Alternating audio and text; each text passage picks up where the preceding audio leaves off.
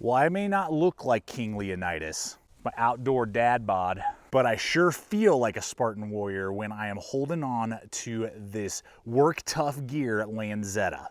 This is Sparta!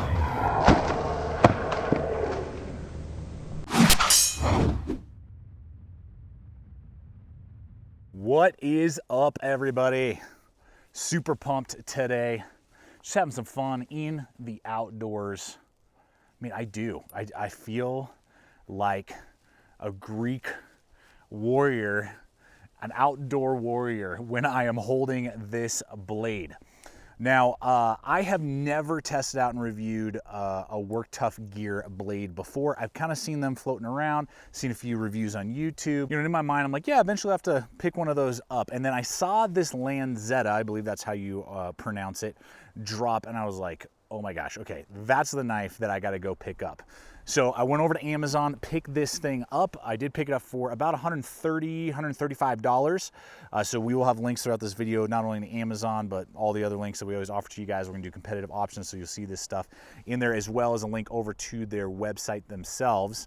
But yeah, guys, I mean, I'm pumped because it takes a lot in this day with my limited time in the outdoors, so many blades that I own or have previously tested and reviewed. I mean, a blade design, its looks, its material, its price, everything it comes with, its package has to connect with me to be willing to throw down my hard-earned money, get out here and invest the time to test it out and give you guys my feedback. So the looks, and from what I could tell, the design, the sheath options, all are something that's worth taking a look at. We're gonna see how it performs overall, drawbacks, positives, negatives, and hopefully help you guys make a wise choice today and see if King Leonidas is calling your name the next time you go out in the woods and you're gonna go defeat the Persians, or if there's other blades that'd be better suited for you. So with that, guys, let's see what the Lanzetta has to offer and check it out. All right, so we're gonna have some fun throwing a bunch of blade footage. I have used the heck out of this knife. I've used this knife more than most because it's a new company, it's a new feel, it's a new steel for me, like a lot of that stuff. So I wanna make sure that I could really take it out on several treks, lots of different environments, lots of different wood to get a really good feel for the overall design. So what we're looking at is a full tang blade with a skeletonized handle. So the handle has been skeletonized, but it is full tang all the way through, which is awesome. You have an overall length of 13.8 inches, a blade length of 8.2 inches, and a cutting edge of 7.9 inches. So it's a beefy blade. It's on the larger side. It's not like an SC Hungulus or a BK9 even, really. It's shorter than those, but it's definitely larger than, say, like a Becker BK7, a K-Bar Turok, or an SE6. It's on the larger end of survival knives, I would say.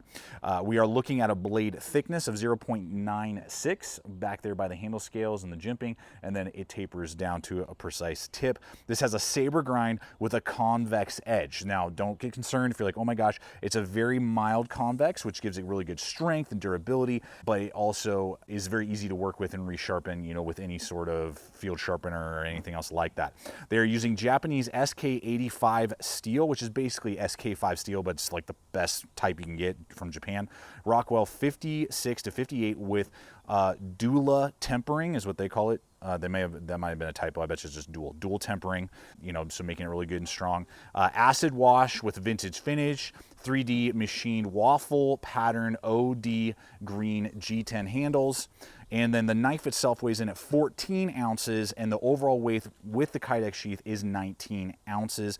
The Kydex sheath is included, and we'll talk about all that here in just a little bit. So that's the package, guys. That's what we're looking at. Now let's zoom in, start talking about some aspects that I noticed, things I want to hit with you, and just go through this blade, because man, am I having fun with this knife. All right, guys, let's hit this blade. Right out of the gate, 90-degree spine, throw sparks like nobody's business. Fantastic.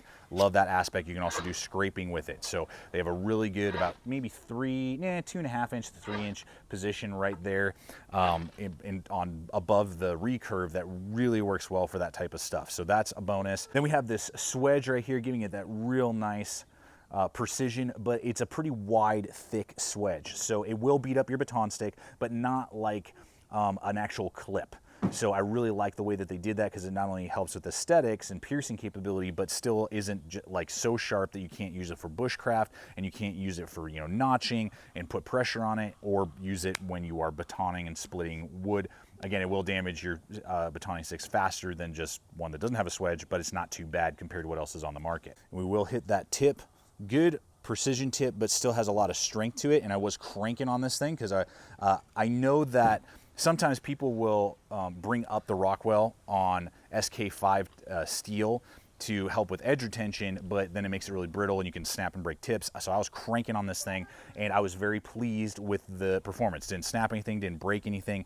And the dueling tempering that they're doing with that 56 to 58, I think is really good. They've really put attention to detail to the steel so that not only does it hold a good edge, and I would put it up against most 1095 that you find here in America. So it's a good edge retention, good flex for batoning, chopping. It's gonna handle the shock really well. Because guys, I went to town, I fell trees with this thing. I fell a couple of trees, which was crazy, but I was like, man, I gotta feel like for ergonomics, I wanna feel for edge retention long-term, you know, chopping capability. So what I found with the chopping is that when you use that front part, which is what it's designed for, in that sweet spot, you can really get some light to medium chopping done very well, which is really what you should be doing anyway with a knife. Obviously falling a tree or something that's like as big as your thigh is kind of overkill. If you're doing stuff that's about the thickness of your wrist, you know, 2 to 3 inches or less, this thing is a monster. It's going to do fantastic. It'll fly right through greenery. So if you're using it as like a light machete, those type of things, or dead hardwood, it will do a really good job as well. The bigger, heavier tasks, it doesn't chop quite to the level that some of the other blades we'll look at here in a little bit, like a Tops Operator 7. It doesn't chop as well as, say, like an SE Hungalis or even a BK9, because they weigh more, they're longer, and they have more front end weight. But it does chop really well for this kind of mid-range, larger than most survival knives, but not quite a full-blown chopper yet design, which is a great balance point for me, and does most of the chopping that I would ever need to do around camp. Now onto batoning. Batoning is decent. I'll be honest, that's the only area really where I felt there was a little bit of a drawback because of the swedge. The very high grind, almost into a full flat, makes it so that you really got to work with it. You got to pound a little bit harder than many other saber grind blades with lower saber grinds. It will absolutely do 2 to 3 inch logs easily to get that kindling for a fire. It's not a big deal, but if you're trying to crack open bigger logs for a fire, you do have to expend more energy. It doesn't split it quite as much because it's not so much a wedge as lower ground saber grinds. So that was an area that I would have liked to see it do a little bit better in. It does fine, but that would be of the overall performance, the only slight drawback compared to other blades of similar size and dimensions. Finally, on to the more precision cutting tasks. You know, this size of blade, it might be a little unwieldy or could be a little unwieldy. Not the case. Man, once you get the hang of just the balance point and how to reuse this slight recurve, because it's not a huge recurve, it is a recurve, but it's almost like straight up to here and then it kind of transitions down. Whoa, was I able to make huge feather sticks, huge bundles. You guys probably saw that on my sensitive stricken video on YouTube, on Instagram, so silly that they struck it down, or struck it as sensitive because I used the knife hashtag. But anyway, really well, like really good. I love that aspect. The recurve is phenomenal for cutting everything from rope and cordage and those type of materials to then doing the finer feather shavings and feather sticks to help you with the fire. You'll be able to do that easily in combination with the ergonomics we'll talk about in a minute. Wow, does it perform well. And I really got really pumped doing it, and the finer notching and, you know, those type of things I could easily do as well. Make a notch for a trigger or a trap, you know, that type of stuff was easily done with the way it's been balanced and the way it's been ground in, and just a very good precision tool, as well as the larger, you know, chopping and hacking and, you know, doing some kindling splitting and that type of thing around the campfire. This is going to be able to do all of your finer work really and make it fun. It's going to be a lot of fun while you do it. Okay, so before we move on from the blade itself, I do want to talk about this recurve and resharpening. A lot of people, they don't like recurves because of what it takes to resharpen a recurve. I get it. Okay, a recurve is harder to resharpen than just a normal blade. Totally understand, 100% agree. With that said, it's not too difficult with this design, and most recurves in general. I don't have a problem with them because of having a simple tool like this Work Sharp Field Sharpener. I'll have links for it for you guys below. This is one of my go-to. I love this thing because most of the brutality and the highest probability of like rolling or really damaging, getting some gnarly stuff on the blade is going to be up here on this front part, which is going to be very easy and natural to resharpen. This is mostly just where you're going to be getting a dulling over time because of carving and whittling. Because of the recurve, it would be very difficult to try and like hit a rock or to hit something. You're not hitting wood when you're chopping with this portion right here. That's saved. So when it does come time, most of the time, you can just run a ceramic rod on that thing and it'll just tune up very nicely, and that's what I have done with this a couple times. It's worked great with all of the work that I've done, and it held a great edge again for the work that I was putting through it.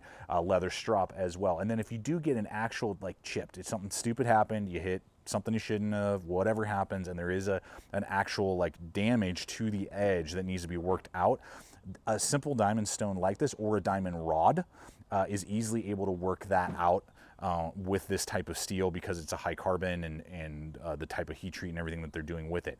Now, another option as well is any sort of belt sharpener from like Work Sharp, and there are other companies out there. Doesn't make too difficult a task of putting a good edge back on a recurve. So just keep that in consideration. If you're a little intimidated by the recurve, I wouldn't be. I love recurves for the carving capability. I love that aspect and the slicing. Yes, it does take a little bit of more skill to put a good edge back on a recurve, and you just have to have the right sharpening kit or tools, and this Work Sharp could easily do that with this particular tool. Okay, let's hit the handle here on the blade. I can't remember what they called it. I think there was even, I think I read somewhere also like just a really cool like walnut kind of feel, G10 again. Really contoured well, no hot spots. You're not gonna get any hot spots when you're holding the knife. I have large size hands, I wear large size gloves, fits really well. It's not too thin, it's not too thick. All the angles have been transitioned. The handle scales are really machined well and flush with the scales or with the tang, so there isn't any weird, goofy, lower quality transitions. You have nice little scallops right here.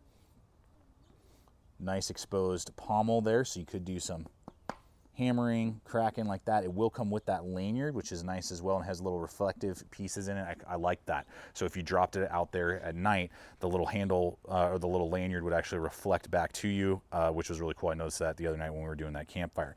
So really well done, good traction. The choil is really well done as well, and it has very light jimping. It's not super aggressive right there. So I'm locked in. I can either go right there, which is what I tend to do, and grip the knife that way. By the way, I didn't show you guys check out that laser engraving right there. Super cool. Like that a lot. Anyway, but not sharp at all. Really gives me control so I can choke up, do the finer work very well, and again, doesn't create any hot spots. So with all general usage, it was good. There's only a little critique that I have with the rear pommel when it comes to extended chopping. If you're just doing a couple quick hacks or you're going through like light greenery, it's not a big deal. But when I was doing the tree falling, when I was doing the really thick, logs that I was there for maybe a minute or two, and I'm gonna hit it 20, 30 times, the bird beak rear end here is a little abrupt compared to say like a Becker BK9 or say like an Essie Hungalis. And so I would sometimes, depending on where my hand fell, it would be a little sharp and abrupt. So it would be nice if that was a little more rounded out. So just not quite an abrupt point right there, and a little more rounded would be perfect. It's decent for the handle ergonomics for chopping, particularly with light duty, quick swings, but extended chopping, it was a little abrupt for me and would start to cause a little fatiguing and pain, sharp pains in the hand over long chopping periods. Now we'll go ahead and hit sheath. This is really good Kydex, pancaked. They do taco and pancake, and because of the weird transitions, it actually fits in super nice. There's just a little bit of rattle just because of the recurve and the way that they designed it, but you get this really good thumb ramp, really good pull out. Now, because I bought this on Amazon, it just came with the pancake sheath, no lashing options. So I used my aftermarket that I had made the AZ Welke belt attachment. Again, you can get those in the links that we offer to you guys below. This is a great little attachment for any sort of Kydex sheath. So that's what I attach. Now, I don't know if that's the case with all of the designs. I think most of them do come with an attachment.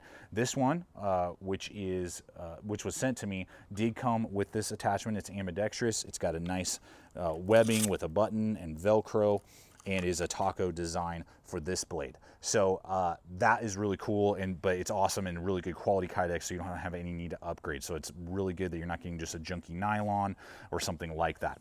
Now, one other thing I did want to touch on as well is that I did have a lot of rust building up, and we're in a very low humidity environment here in the Rocky Mountains on this particular wash that they were going with, an acid wash. So they transition, after seeing a video I did on Instagram about that, they actually saw that and have now done something slightly different with this blade. So this has a slightly different type of rust resistant, protection to it. We'll see how that holds up long term. This is decent. Just know that if you have one of the older ones, and again this newer one, we'll see, just keep it well oiled. It is a high carbon. If you live in a high humid environment, just take care of it. Don't let it sit around in the rain or something like that, and then just put it back in the sheath. Take care of it, and it'll take care of you. And so two other blades that I just want to drop in here real quick for competitive options. And again, remember, this is about $130, $135, Amazon or on the Work Tuff website, plus shipping with the Work Tuff website. And we'll have those links for you guys. But are a lot of Tops blades. It gives me some, because Tops can kind of get out there in their designs, very unique, very standout-ish. So one that really connected with me and reminded me of it is kind of like the Prather War Buoy. Very similar in size and blade length and in balance feel to it. Now the Prather doesn't have a recurve, but it has that very large belly, big swedge, very similar to this. Really a similar design, obviously USA made, 1095. I'm really impressed again with the SK85. I would say it's close to what any US 1095 again is producing. So in edge retention, I'm saying, and just being able to hold that edge and then take it back when it needs it. So the thing is that this is about 150, obviously, because it's USA made.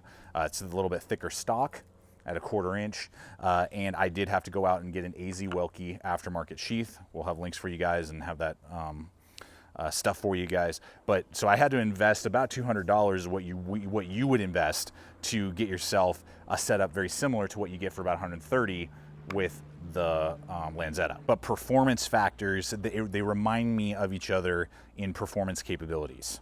Not only the most competitive, but just the most reminiscent would be the Operator 7 from Tops. That's 1075 steel. Rockwell is very similar to the Lanzetta. You can see the Lanzetta is longer. It has a longer blade. It has about a very similar recurve. It will obviously be much thinner, 0.19 versus 0.3, and it will be lighter. So the 14 ounces versus the 18 ounces. A little bit shorter handle, top guard, so definitely more combat-esque, but it will come with the kydex sheath. It'll run you about $150 as well, USA made. I mean, they are similar in some of their looks, maybe in feel a little bit, in the full package, kydex, all that. And when it comes to performance, obviously the Operator 7, more of a combat style knife with the top guard, a little bit shorter, a little bit more compact.